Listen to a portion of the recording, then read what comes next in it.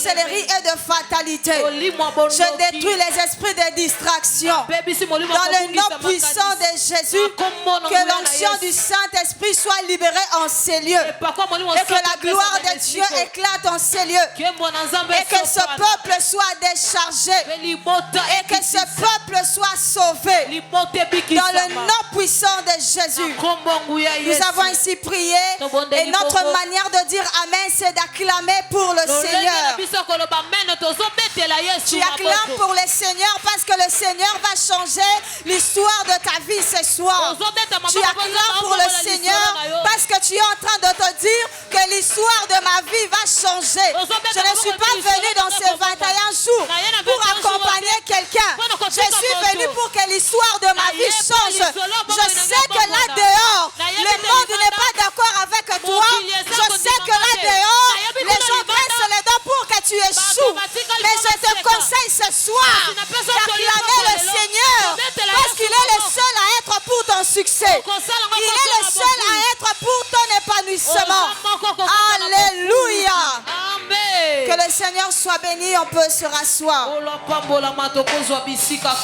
Amen, amen. Amen. Nous bénissons le Seigneur de nous avoir porté encore ce soir. Ainsi que l'homme de Dieu pour son choix porté sur nous. Amen. Amen. Je bénis la présence des serviteurs de Dieu en ces lieux. Je bénis aussi la présence de l'apôtre.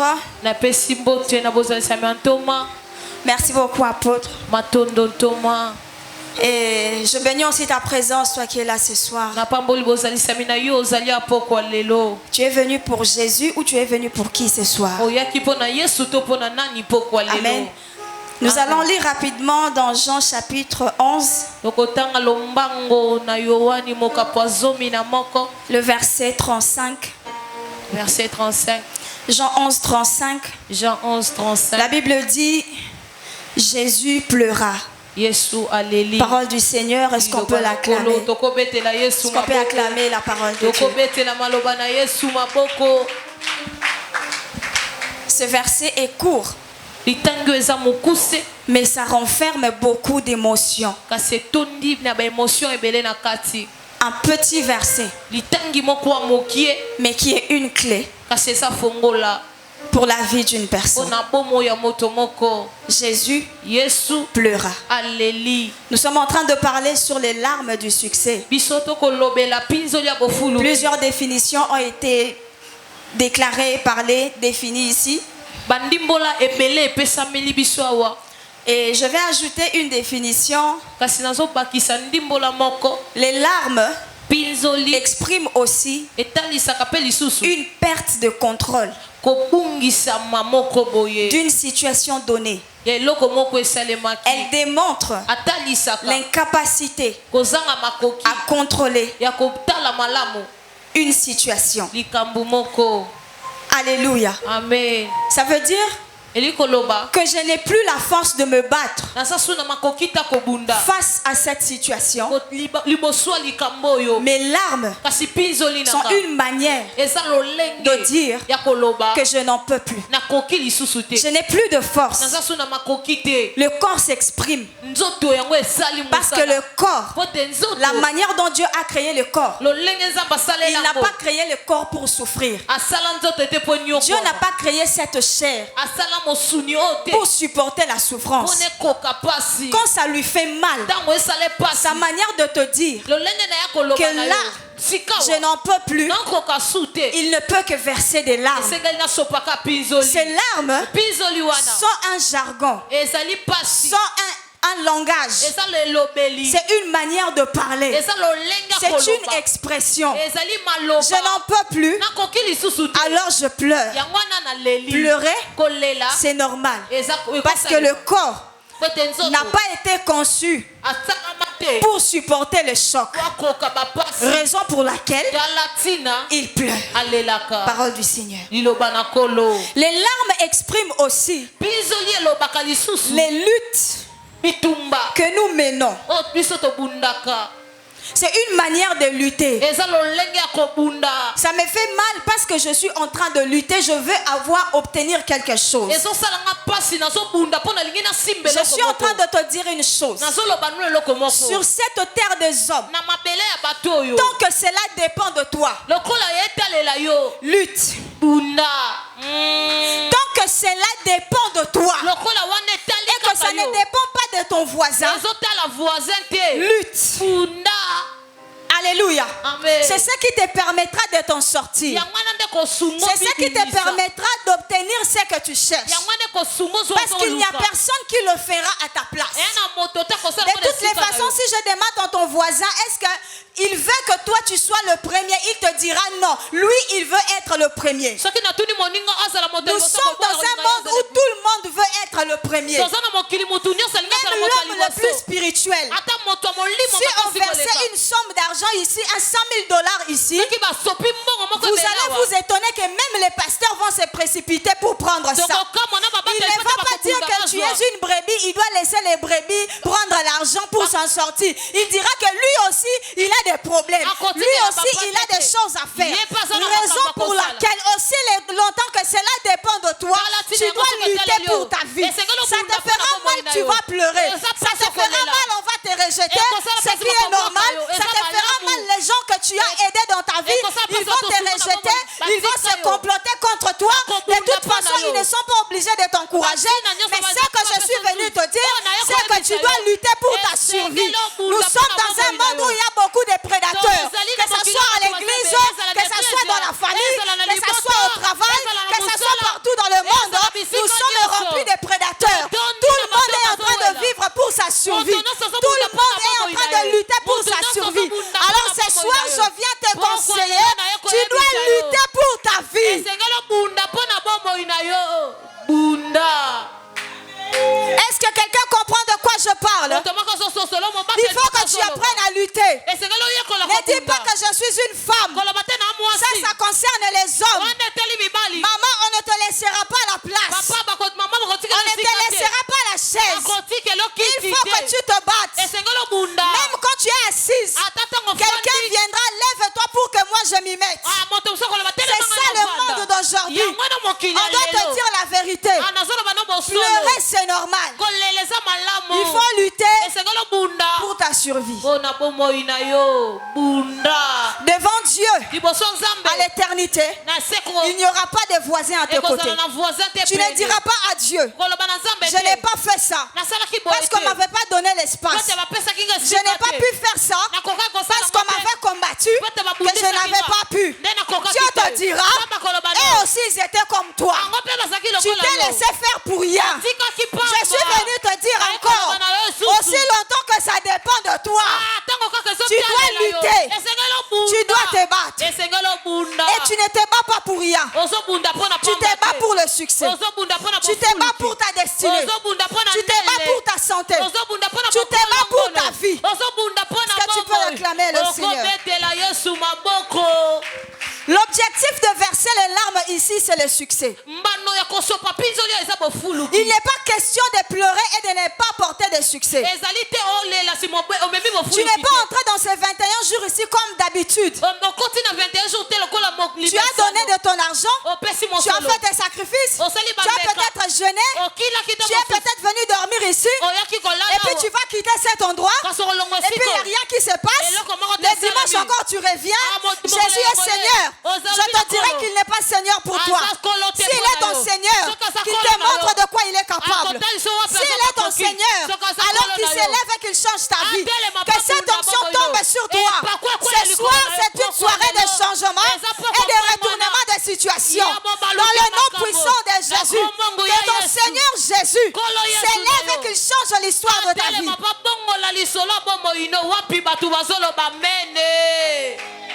Il y a une chose, l'ennemi cherche toujours à cracher sur nos résultats. Il cherche toujours à cracher sur nos efforts et nos attentes. L'ennemi n'a pas peur que tu es en train de verser les larmes.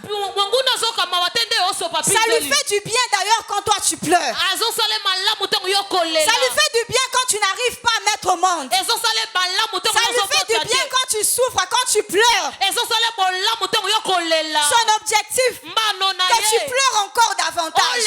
C'est ça l'objectif. Il veut que tu meurs encore davantage.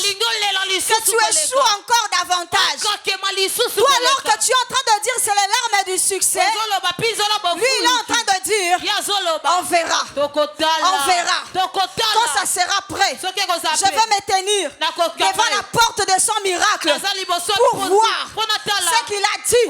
Si ça arrivera, je suis venu déclarer tes prières sont exaucées au nom de Jésus.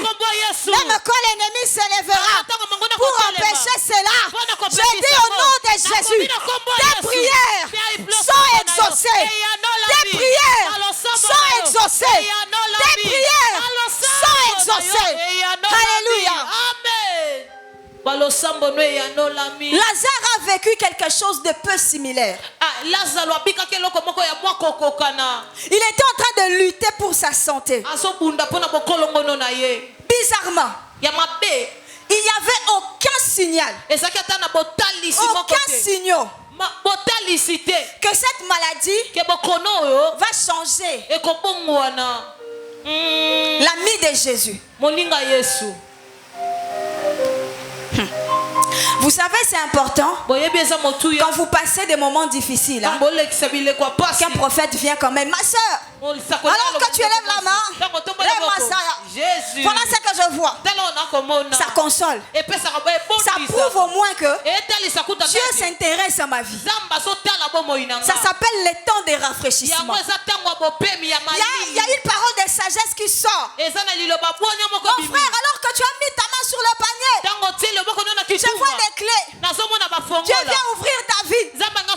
Ah, tu dis, ah Seigneur, merci. Mais pour Lazare, l'ami de Jésus, pas de signe. Pas de signe. Il se disait certainement, my goodness. Il te disait certainement, je suis l'ami de Jésus. Jésus vient manger chez nous. Certainement, Jésus viendra. Il est le Fils de Dieu. Il est amour. Il exauce des prières. Il guérit des malades. Mais pour son cas, Jésus ne vient pas. Il vient pas. Il vient pas. Il se disait, peut-être qu'il viendra me guérir. Peut-être que de là où il est, il enverra la parole. Comme chez la fille de Jairus. Peut-être que de loin, il dira, Lazare, il est déjà guéri. Et je serai guéri. Pour Lazare, aucun signe. Amen. Aucun signe. Aucun signe.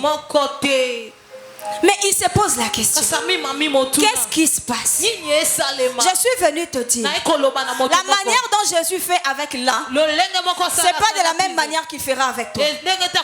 Toi tu es Lazare, tu n'es pas la fille de Jairus. Il avait l'habitude de dire, Jésus a l'habitude de guérir. Il a l'habitude d'imposer les mains. Il a imposé les mains sur la belle-mère de Pierre. Il y avait la fièvre a disparu. Pour Lazare, aucun signe. Dis à ton voisin, aucun signe. Aucun signe. Ils se sont dit, allez, Marie et Marthe se sont dit, allez dire à Jésus, celui que tu aimes là, il est malade. On vient. Jésus, celui que tu aimes est malade. Jésus dit, cette maladie ne l'amènera pas à la mort, mais c'est pour la gloire de Dieu. Mais il n'est pas quand même venu. Ça veut dire que le cas de Lazare était porté à cœur. La famille, les frères de l'église avaient le cas de Lazare dans leur cœur. Frère Lazare, c'est l'ami de Jésus. Il donne les offrandes. Il est donateur à l'église. D'ailleurs, les chaises, frère Lazare avait acheté. D'ailleurs, si, c'est frère Lazare qui avait fait. Certainement, Jésus viendra. Aucun signe. Dis à ton voisin, aucun signe. Voisine, aucun signe. Aucun signe. Le défi de Lazare, c'était le défi de sa santé. Toi, je ne sais pas. Tu fais face à quel défi? Qu'est-ce qui est en train de te faire pleurer? Toi, tu dois savoir comment Dieu fonctionne avec toi. Moi, Dieu fonctionne avec moi, avec les offrandes ou avec le jeûne. Toi, c'est peut-être en venant passer la nuit à l'église. Faut pas dire parce que Dieu avait donné le mariage de cette façon à cette sœur, Dieu le fera aussi de la même manière avec moi. Non. Il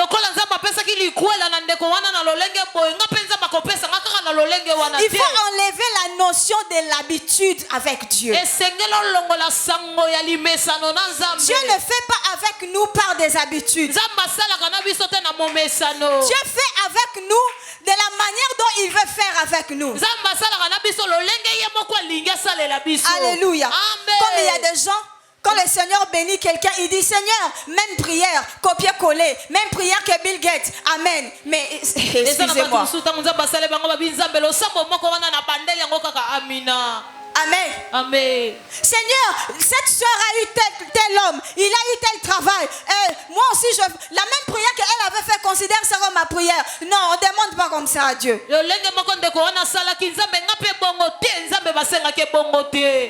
Ce n'est pas comme ça avec Dieu. Tu dois apprendre. Toi,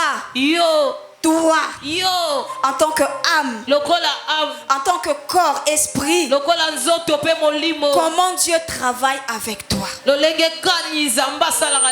Nous tous ici, on fait semblant à l'église. Tout va bien, on sourit. En rentrant, il y a un. Il va dormir sur un matelas. Une autre personne va dormir sur un carton. Vos combats, vos défis ne sont pas pareils. Vous n'avez pas les mêmes degrés de combat. Vous n'avez pas les mêmes degrés de responsabilité. La manière dont ton voisin pleure, il pleure. Il a peut-être l'argent dans ton compte. Toi, tu pleures. Tu n'as vraiment que tes larmes là. Alors ta manière de chercher Dieu doit être différente. En rentrant à la maison, il y a des gens qui vont aller manger je ne sais quoi. Il y a toi qui vas aller boire de l'eau. Ton défi est différent. Et ta manière de te consacrer à Dieu doit être différente. En rentrant à la maison, il y a quelqu'un qui va démarrer son véhicule. Il va rentrer. Même s'il vit dans un milieu où il y a l'insécurité, il est protégé. Toi, tu vas prendre la moto. Déjà, tu ne sais pas, le moteur là, c'est un criminel, c'est quelqu'un, tu ne sais pas. Donc, tes défis ne sont pas les défis de ton voisin. Ta manière de te consacrer à Dieu doit être différente de la manière de ton voisin. Est-ce que quelqu'un comprend de quoi je parle? Ou tu veux que je te dise ta vie va changer, tu acclames seulement le Seigneur comme ça. Amen. Amen. Et contre toute attente, ils se sont dit, peut-être la fille de, comme je ne suis pas guérie comme la fille de Jairus, peut-être que Dieu fera quelque chose. Contre toute attente, Lazare meurt. Il meurt. L'histoire est terminée. L'histoire est finie. Les prophéties, frère, je vois, se sont enterrés. C'est fini. C'est fini. Ces sœurs, certainement, ils se sont dit, quand on ira au cimetière, il y aura le cortège de la mort. Et il y aura le cortège de la vie. Comme avec le fils de la veuve de Naïn.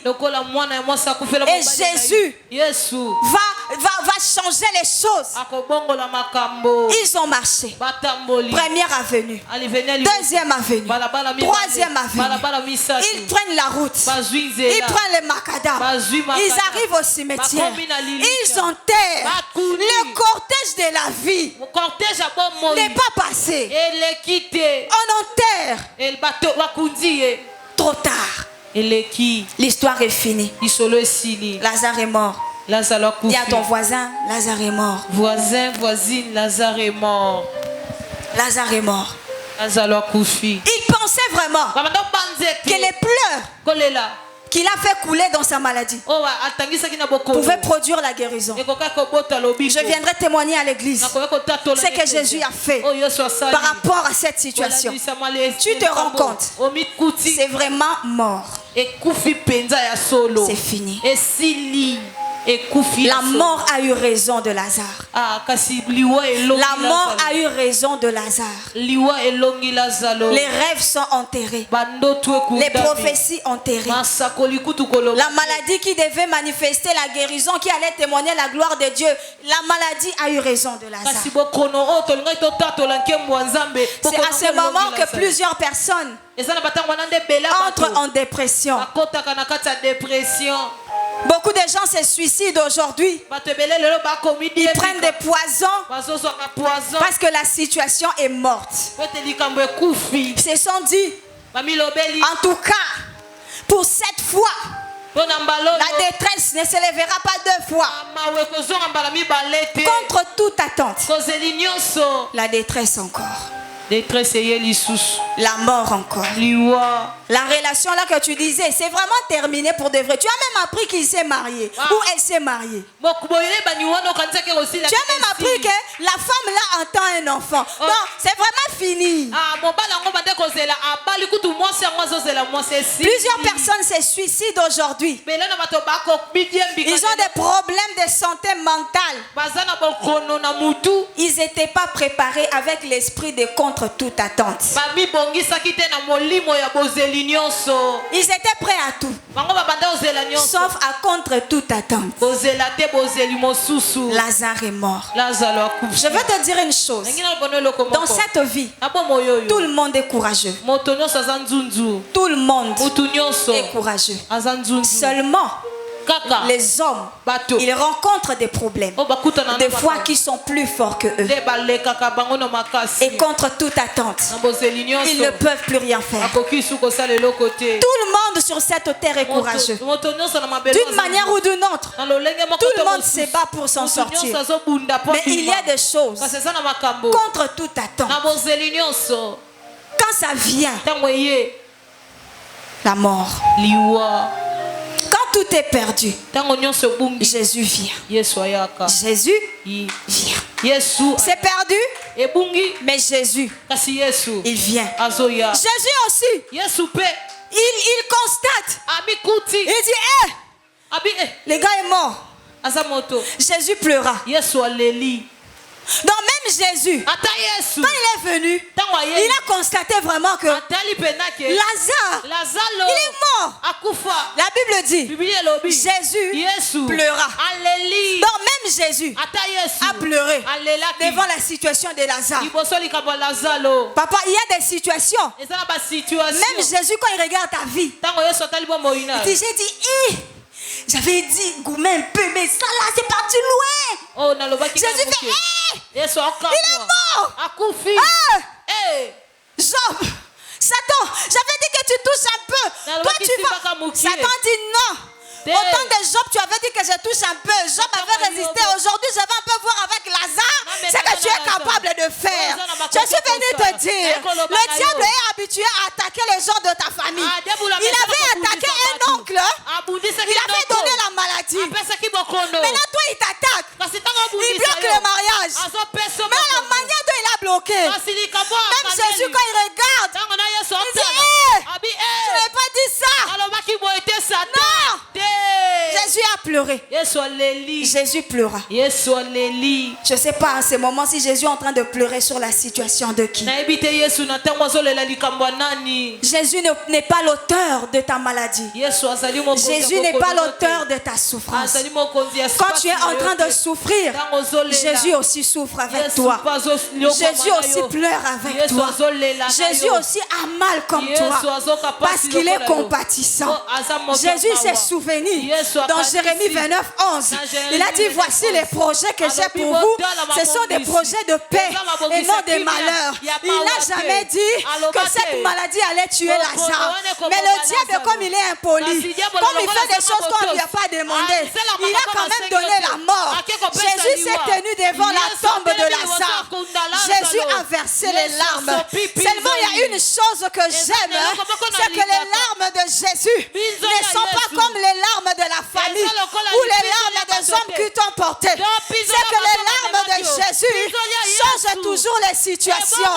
Pour Lazare, pour Marthe, pour Marie, c'était trop tard. C'était fini. C'était enterré. Le diable avait dansé. Le diable avait bu du champagne. Mais pour Jésus, c'était l'inauguration de la saison des résurrections. Je suis venu te dire ce soir, je suis venu t'annoncer ce soir que pour le diable tu es fini. Pour le diable tu es enterré. Pour le diable ça ne pourra plus ressusciter. Mais je suis venu te dire, Jésus devant ta tombe, il vient inaugurer la saison, l'inauguration de la résurrection. Jésus. Alléluia. Amen. C'était fini pour eux. Jésus a vu ça comme une saison de faire des choses qu'ils n'ont jamais vécues. C'est ce qui va arriver à quelqu'un. C'est quand tout est fini là que Jésus fera des choses que tu n'as jamais imaginées dans ta vie. Et j'aime une chose. Jésus a dit, où l'avez-vous mis? Où l'avez-vous mis? Où l'avez-vous mis? Où l'avez-vous mis? Jésus pose la question à ta famille. Où l'avez-vous mis? Jésus pose la question à tes oppresseurs. Où l'avez-vous mis? Ils ont dit là-bas. Ils ont dit là-bas. On l'a gardé sous l'arbre. On l'a gardé dans la grotte. On l'a gardé sous la mer. Ce soir, je prie que le Seigneur te localise. Qu'il localise là où on a gardé ton mariage. Qu'il localise là où on a gardé ta maternité. Je dis qu'il localise là où on a gardé ta vie. Si c'est sous l'eau que Jésus entre dans l'eau, si c'est sous un arbre, entre sous cet arbre-là, que Jésus localise là où on t'a gardé, là où on t'a enterré, au nom de Jésus-Christ. La deuxième des choses, Jésus a dit, ôtez la pierre. ôtez la pierre. Enlevez-moi ces limites-là. Enlevez-moi ces limites-là. Enlevez-moi ces limites-là. Les limites que vous avez mis dans sa vie. Enlevez ça. Roulez cette pierre. C'est ça qui va arriver dans ces 21 jours.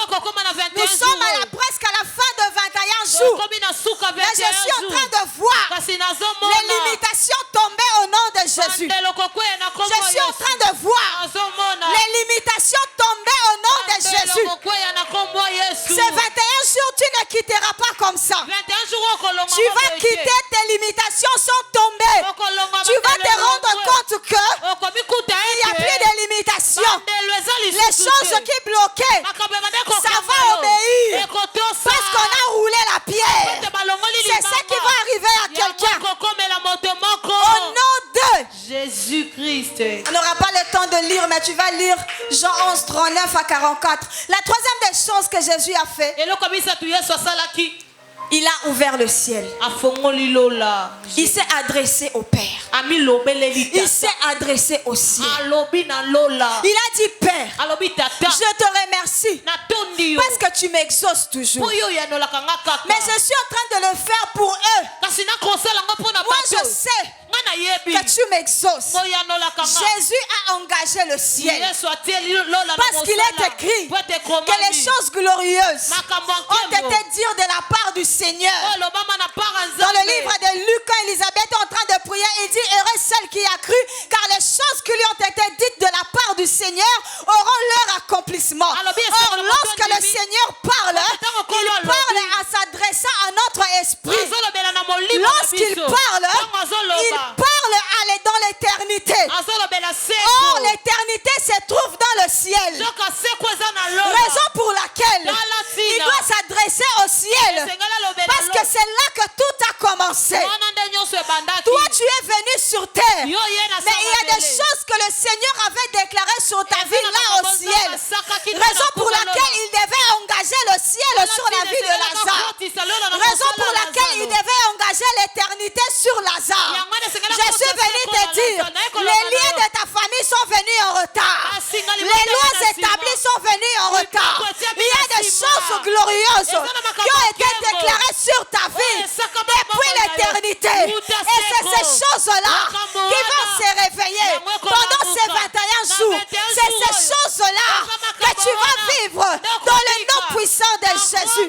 Est-ce que tu peux acclamer pour le Seigneur? Une autre chose que Jésus a fait,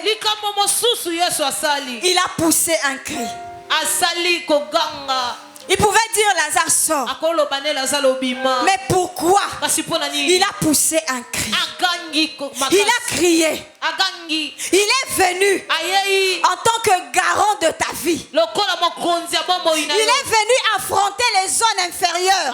Il est venu affronter les abîmes. Il est venu dire à la mort, cette personne que tu as pris en otage, moi je suis le garant de sa vie. Moi je suis le Seigneur de sa vie. Tu ne peux pas le retenir. Jésus a crié contre la mort. Jésus veut dire à la mort que c'est moi la résurrection. Tu ne peux pas le prendre en otage. Je suis en train de te dire, un citoyen du ciel ne meurt pas comme n'importe comment. Un citoyen du ciel ne peut pas quitter la terre n'importe comment. Un citoyen du ciel ne peut pas mourir n'importe comment. Je suis venu te dire, je ne sais pas qui t'a pris en otage. Je parle aux esprits de vos familles. Je m'adresse à eux. Je dis au nom de Jésus, libérez ces otages. Je dis au nom de Jésus, libérez ces otages. Je dis au nom de Jésus, libérez ces otages. Je parle à l'homme fort. Je parle à la femme forte de votre famille. Le garant de ton âme te réclame. Tu ne mourras pas. Au nom de Jésus, je parle au Dieu de vos familles. Au nom de Jésus, vous qui étiez des otages, au nom de Jésus, vous qui êtes soumis au son de ma voix, écoutez la parole de l'Éternel. Au nom de Jésus, libérez les otages. Libérez les otages. Tu ne m'as pas compris. Je dis libérez les otages. Et ma sobaya. Aujourd'hui, Jésus est sur le tombeau de quelqu'un. Le tombeau où on a enterré le mariage là. Le tombeau où on a enterré la santé là. Le tombeau où on a enterré ta vie là. Au nom de Jésus, libérez les otages. Au nom de Jésus, libérez les otages. Jésus n'a pas dit attends la prophétie et s'accomplira. Jésus a dit Emma Sokataya, libérez les otages. Emma Sa. Le garant de la vie éternelle, il est venu. Il a affronté la mort. Il dit pas Lazare, pas Gloria, pas Joseph. Vous avez touché. Lui, non. Pour toi, Jésus a dit non. Pour toi, il a fallu que Jésus s'implique personnellement. Il n'a pas envoyé un ange. Il n'a pas envoyé un prophète. Il s'est impliqué personnellement. Le degré de combat que tu as, le degré de pleurs qu'on te fait couler là, c'est pas un prophète qui va changer ça. Et je dis, c'est pas un pasteur qui va changer ça. Il faut une application personnelle de ton Seigneur. Et j'appelle le Seigneur dans ta vie. J'appelle Jésus dans ta vie. Tu ne comprends pas de quoi je parle. Je dis, j'appelle Jésus. Jésus. Jésus. Jésus. Dans ta vie. J'appelle Jésus. J'appelle Jésus. Le garant de ta vie. Le prince de paix. Le garant de la vie éternelle. J'appelle ton Seigneur. J'appelle Jésus. J'appelle ton maître. Au nom de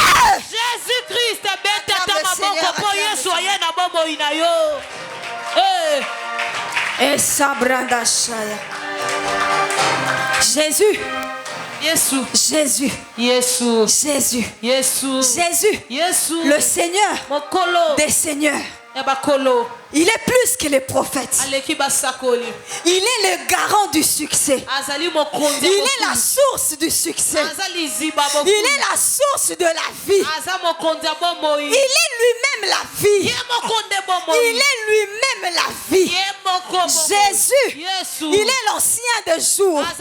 Jésus, il est le vainqueur de Golgotha. Jésus, il est le Seigneur des seigneurs. Jésus, il est le pasteur des pasteurs.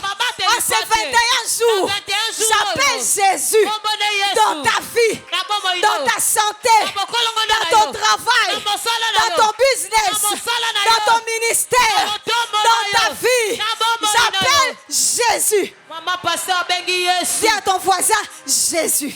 Jésus voisin. Dis encore Jésus. Jésus voisine.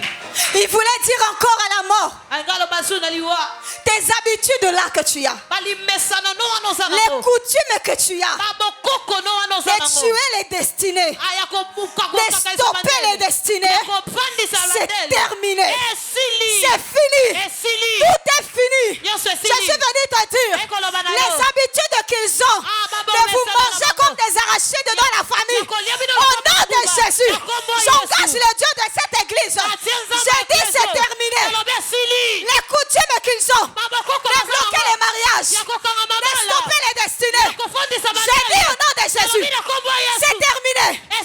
Ces coutumes-là, c'est terminé. J'ai dit c'est fini. It's over. It's over. It's over. C'est terminé. C'est fini. Au nom de Jésus, c'est fini. Tu avais l'habitude, quand tu as envie de manger quelqu'un dans la famille, tu le manges comme tu veux. Tu as envie de créer des accidents de blocage. Jésus est venu lui dire aujourd'hui, à Oracle 21, aujourd'hui, jeudi 28 août, restera sur les annales de vos vies. Je dis c'est terminé. Je dis c'est fini. Au nom de Jésus, celui qui voudra manger, il mangera sa propre chair, la chair de son propre corps. C'est ça qu'il va manger. Celui qui voudra tuer, il va se tuer lui-même. L'inauguration du retournement des situations. C'est ça qui arrive ce soir dans la vie de quelqu'un. Je dis, si tu crois à cette parole, ta vie ne sera plus la même. Si tu crois à cette parole, ta destinée, aujourd'hui, retiens ces jours comme un objet. Retiens ces jours comme exemple, comme témoin. Tu diras un jour, on m'avait prêché par une pasteur. Elle avait dit de la part du Seigneur que c'était fini. Oh, opération famille sans sorcier. La personne qu'ils ont mangé, c'était la dernière. C'était la dernière. C'était la dernière. J'ai dit c'était la dernière. J'engage le Dieu de ces lieux. Je dis c'était la dernière. C'est terminé. C'est fini. C'est des sales coutumes là. Des sales habitudes là. Je te réveille un matin. Je vais bloquer tel. C'est fini. Il faut aller les affronter. Il faut lui dire à l'église, Pasteur Bijou nous a dit, c'est fini. Un jour, un homme de Dieu, quand il a l'argent, l'argent ne dure pas. Quand il touche l'argent, c'est des maladies, c'est des complications. Un jour, il a pris sa dîme. Il dit, Seigneur, touche c'est lui. À chaque fois que je touche l'argent, lui vient créer des maladies. Il a pris un couteau. Il dit, ça c'est l'épée. Je coupe ses mains. Un jour, son oncle est monté sur l'arbre pour cueillir des mangues. Un vent est venu. L'oncle est tombé. Les deux bras cassés. Donc on dit que c'était vraiment fini pour lui. Je dis aussi que c'est fini pour toi. Ces histoires-là, tu verses des larmes, il n'y a pas de résultat. Ça semble aller et puis tu retombes. Tu faisais des rechutes spirituelles. Je dis c'est fini au nom de Jésus. Tu vas venir, on prie pour toi. La situation semble changer. Et puis, double patte. Tu tombes encore. Non. Les offrandes et les sacrifices qu'on fait, c'est pas vain. Ces habitudes-là. Oh, il ne comprend pas de quoi je parle. Attends, j'enlève d'abord mes babouches. J'ai dit ces sales habitudes-là de bloquer les gens dans les familles. C'est terminé au nom de Jésus. J'ai dit tout est fini au nom de Jésus. J'ai dit c'est terminé au nom de Jésus. Les histoires-là, les hommes viennent, ils partent, ils ne t'épousent pas. C'est terminé au nom de Jésus. Ces histoires-là, tu as le contrat, au moment de signer, quelque chose arrive. J'ai dit c'est fini au nom de Jésus. Les histoires-là de faire des rechutes de tuberculose, je ne sais pas, de sida, je ne sais pas. Je dis c'est terminé au nom de Jésus. C'est terminé. C'est terminé. C'est terminé. Est-ce que je dois terminer? Il y a une chose seulement je voulais te dire. Je n'ai pas fini mais je le dirai. Jésus a dit, Lazare sort. Lazare est sorti. Mais il a dit aux gens qui étaient autour de lui, déliez-le et laissez-le aller. Cela montre l'importance de l'église. Cela montre l'importance des frères et des sœurs. Après les 21 jours, ne fuis pas l'église. Les liens là, c'est pas Jésus qui va enlever. C'est les frères et les sœurs à côté de toi qui vont faire le travail de te délier. C'est l'église qui va délier. Jésus a dit, j'ai fait le grand travail. Il est sorti, mais il est lié. Alors pour ce travail-là, c'est mon épouse, c'est mon église qui va faire cela. Après les 21 jours, ne dis pas, je vais dormir. Reste à l'église. Parce que les frères et les sœurs, ils doivent délier. Dis à ton voisin, ne quitte pas, je dois te délier. Voisin, ne quitte pas, je vais te délier. Mais c'est vrai, non? C'est ce que la Bible dit. Il faut dire, voisin, ne fuis pas l'église. Voisin, ne fuis pas l'église. Après les 21 jours, je vais te délier. Je vais te délier. Jésus a fait le grand travail. Alléluia. Amen. Ce que j'ai dit, ton cas demande l'implication personnelle de Dieu. Ton cas, on n'est pas dans les sensationnels. On n'est pas dans le Ici, il est question de changer la tournure, de changer les habitudes, de changer les coutumes. Et c'est ce qui va arriver. C'est 21 jours. Affaire sorcier là, c'est fini. Affaire blocage là, c'est terminé. Au nom puissant de Jésus, reçois ça comme ta prophétie. Reçois ça comme ta parole. Reçois ça comme si elle est pour toi. Reçois ça au nom de Jésus. Lève-toi, nous allons prier. Lève-toi, nous allons prier. Oh, tu es en train de battre les mains, tu es en train de battre les mains, tu es en train de battre les mains, tu dis Seigneur, je veux ton implication personnelle dans ma vie. Est-ce que tu peux battre tes mains? Est-ce que tu peux battre tes mains? Asondori kabay, salaba sondori kabas, labadasha. Est-ce que tu peux monter? On n'a pas d'autre sujet. Il n'y a pas d'autre sujet. Ton sujet, c'est Jésus. C'est Jésus. C'est Jésus. Ah, la Massaya, bat tes mains et tu es en train de prier. Jésus, c'est ton application que je veux. Jésus, Jésus, Jésus. Est-ce que tu peux élever ta voix et prier au nom de Jésus? Est-ce que quelqu'un peut lever sa voix, prier? Ozo senga intervention Nzambe ye moko. Ozo senga intervention, tu dis Jésus, j'ai besoin de toi. Il n'y a que Jésus qui a la capacité. Il y a aussi les samaya misuana. Il n'y a que Jésus qui a la capacité d'intervenir pour ton cas.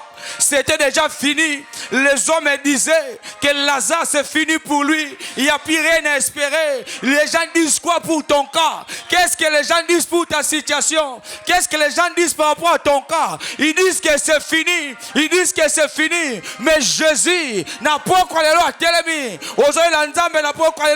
Lève-toi. Est-ce que tu peux lever ta voix? Est-ce que tu peux prier?